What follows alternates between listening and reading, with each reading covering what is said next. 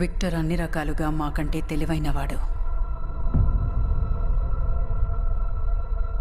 అతను అసలు ఇలా ఉండేవాడు కాదు.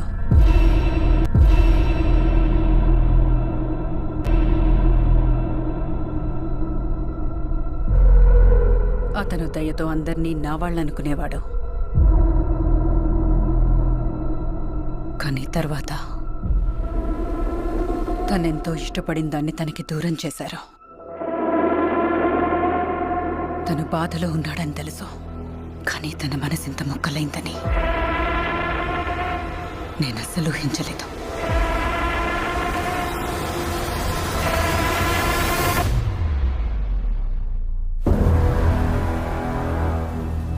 విక్టర్, ఇది నీ పనేనా? మీరందరూ మృత్యువును మోసగించి